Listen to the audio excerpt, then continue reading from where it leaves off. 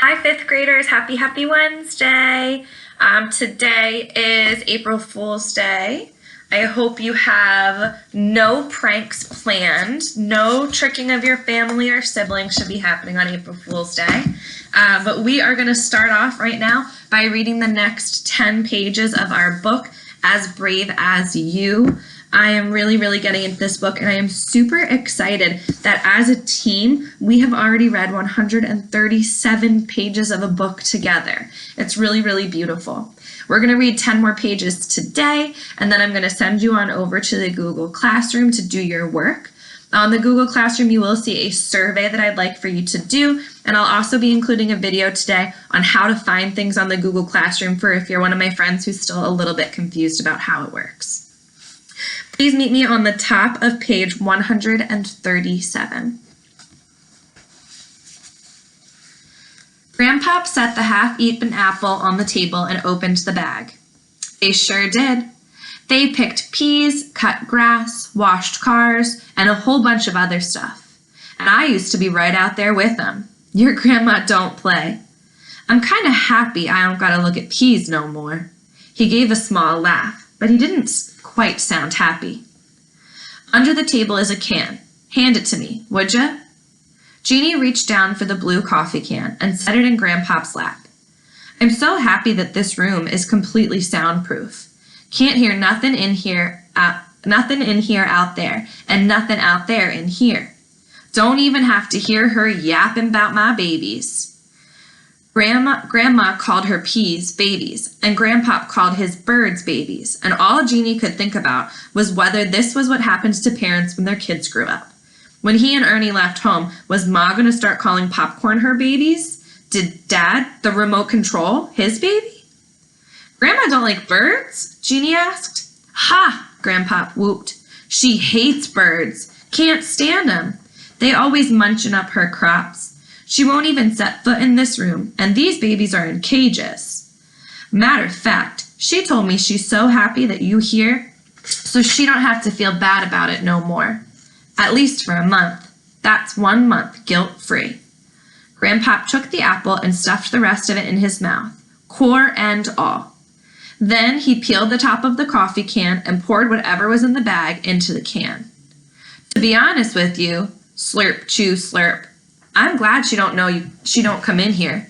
This is my private space, you know? Jeannie had never seen anyone eat a whole apple before, like the thing. As Grandpop crunched and chomped, he pressed the top back on the can and handed it back to Jeannie. Then he stretched his legs out in front of him. His pants rode up, exposing a nasty scar on his right ankle. It was thick and raised, wrapping around the bottom of his leg like an ugly bracelet. What the heck was that? And what the heck was in the can? Jeannie was about to ask when there was a muted thump at the door. Brooke? The voice was muffled, but Jeannie could still make it out. It was that guy, Crab. Come on in, Grandpop hollered. He felt under the table for something else, a small cup that Jeannie hadn't even noticed, right next to the mystery coffee can. Grandpop spit all the seeds into the cup and spit the stem into his hand the way kids back home at Brooklyn did with sunflower seed shells.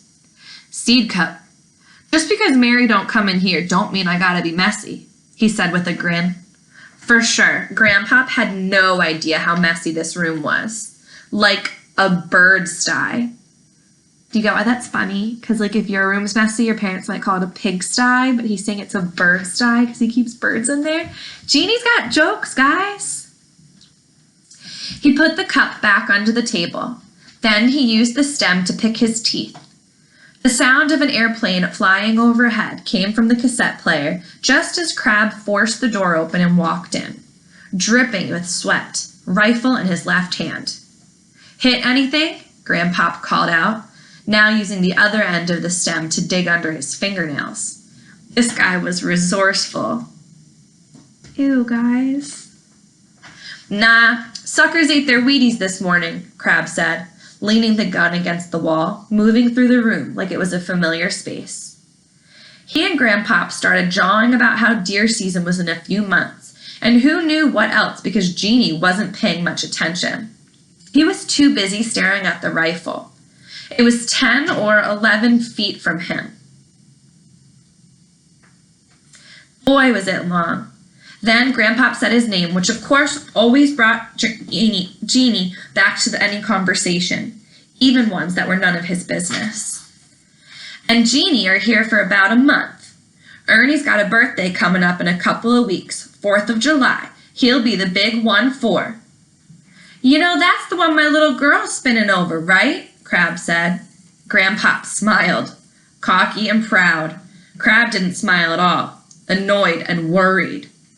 I would ask you if you're going to make him a man like how we used to back in the day, but I guessed, Grandpop put his hand up to stop Crab from saying anything else about Ernie being made a man. Then he sniffed again and grimaced. You smell like dog crap. Jeannie was relieved it wasn't his stink again. Crab looked at Grandpop weird, but then he brushed it off. Yeah, well, I know. It was so strange. Mess was everywhere out there. Wait, guys, why was there dog poop everywhere that Crab was trying to hunt in the woods? Tell me so much. Because Ernie and Jeannie were flinging the dog poop out there. So the reason that Crab smells bad is because Ernie and Jeannie have been throwing all the dog poop out there. Poopidity.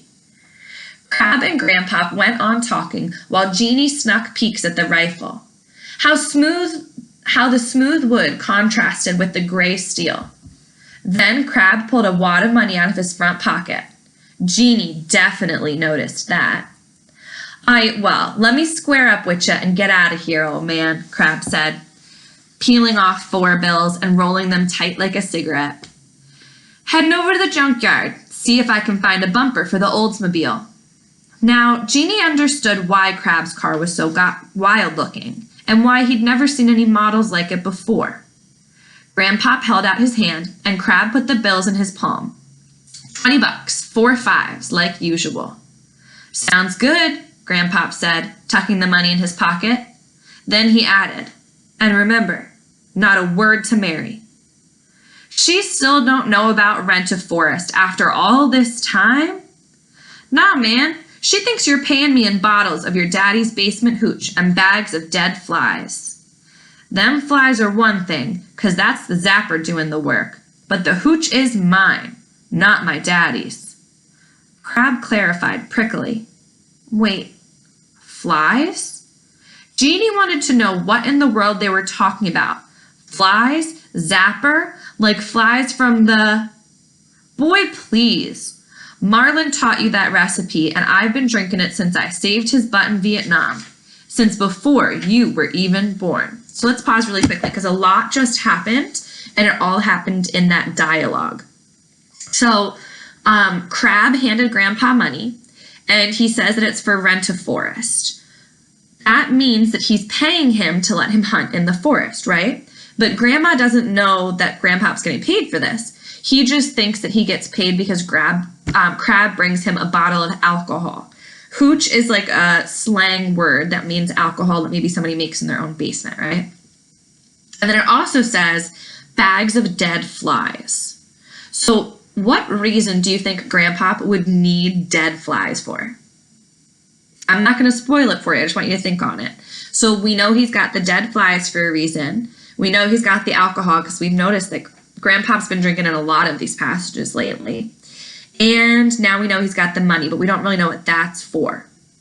Now, it says Marlin taught you the recipe. So something I just figured out is that Crab's dad is Marlin. And so that means that Tess is Marlin's granddaughter. Okay, so everything's connecting. Back to the book, we're on page 142. Yeah, Crab said, rolling his eyes. And now you drink it for free. And I know, crazy fool even left it in his will. You don't need to remind me. For all eternity, Grandpop chuckled. But then he tilted his head back, as if letting the memory of his friend wash over him. He nodded, and after a moment or two, snapped out of it. That's loyalty, and I appreciate you honoring his word. And for the flies. My babies are grateful. Pause real quick. So who's eating the flies? Who are his babies? That's right, he calls the birds his babies, so he uses the dead flies that get zapped by the zapper at the bar to feed the birds in his little outside room. Is it all making sense to you guys? Yeah? Lakira, you with me? Kendall? Yes? Fabulous. Good job, ladies. You're so smart. Now, as for the scratch you paying me for the privilege of shooting up my backyard, this here's private money. Hold up. Did Grandpop just pour dead flies in that coffee can? Was that what those birds ate? Also, Grandpop had a private room and private money? Jeannie wondered if his father had secrets like this, or if he would need these things when he got old too. Pets that could only eat nasty bugs and secret treasures hidden in his own house. Private money for what? Crab asked. In case some miracle happens and I can see again, I'll be able to afford one of those intelligent phones everybody be talking about. Guys, what's an intelligent phone? Like a smartphone, like your iPhone or something like that, a smartphone. That's funny. Grandpop joked, I'm fooling, man. It's just, I don't know, my rainy day stash. Me and Mary's got ours, which is really hers, and I got mine. Grandpop rocked forward, this time with enough momentum to propel him to his feet. Crab nodded. I hear ya. That Tess is gonna bleed me dry, even though she sells her jewelry and whatnot. She's a teenager and she needs stuff. Them braces alone damn near broke the bank. What does that idiom mean, guys, when someone says broke the bank? Yes, Jeremiah, what does it mean? Right, means used up all of the money, right? So think about the piggy bank and breaking a piggy bank, using all the money inside of it. And don't even get me started on Karen. Every week I gotta pick up a new scription for a new problem. Don't know if I told you, they cut my hours back at the plant, and that bar brings in diddly. So I definitely understand needing a secret stash. But come to think of it, that's probably why Mary don't like me. She thinks I'm using you. Crab headed for the door, grabbing his rifle along the way. Or maybe she don't like you because you come into her house smelling like the backside of a mutt, Grandpop razzed. Jeannie snorted. He couldn't hold it in, especially because he knew where the dog poop came from. Crab shot Jeannie a look, but then turned it into a funny face, like Jeannie was a 6-year-old. Then he came back over and shook Grandpop's hand before leaving, closing the door behind him. At that moment, one of the birds began chirping like crazy. That got the other 4 of them squawking. And in that perfect half circle of bird cages, the rocking chair set right in the center of the arch, it struck Jeannie that it was almost as if Grandpop was the conductor of his own bird orchestra. Grandpop, question. You feed these birds dead flies? Jeannie asked. Well, yeah, 'cause that's what they eat, Grandpop said. To tell you the truth, every time I feed them, it's another one of those moments I'm happy I can't see. I bet, Jeannie thought, but followed with, what kind of birds are these anyway? He had to know that birds ate dead flies and not bird seeds. They're barn swallows, all except for one. One is a parrot, Grandpop answered, easing back down into his chair. Jeannie looked from cage to cage confused. There was no parrot. He had definitely never heard of barn swallows before, but he had definitely heard of parrots, and no parrots were present. Grandpop? Ain't no parrot in here. What? Grandpop's voice was full of surprise. He gripped the armrests of his chair as if he was about to stand right back up. Somebody done stole my parrot? Well, I guess that means I'm just gonna have to talk to you now. He reached out for Jeannie's hand and squeezed it for a second before going back to his drink. What's going on? So, Little Wood, Grandpop said after taking a long sip, his voice low. Let me ask you something, and maybe I should have asked you this easier. How good are you at keeping secrets? Pretty good. I'm still keeping the one that you told me last night, Jeannie said. Matter of fact, I only told one in my whole life, and that was because Mom made me. That was the time that Ernie was practicing his roundhouse kicks and knocked a picture off the wall. Glass from the picture frame was everywhere. Ma cut her foot and I don't know who did it, just wasn't working. Okay, well, how about you meet me in the kitchen at 2200 hours? Meet you in 2200 hours? Janie wasn't a math whiz, but he knew that 2200 hours was a lot of time, like 100 days. No, at 2200 hours. That's military time for 10 o'clock p.m. So why the heck wouldn't he just say 10 o'clock? Military time. Old people. That's all of our reading for today. So what you can do now, you can start today if you would like to, but I'm also going to give you time to do it tomorrow, is you can work on the comprehension questions for chapter 7 because we've just finished chapter 7.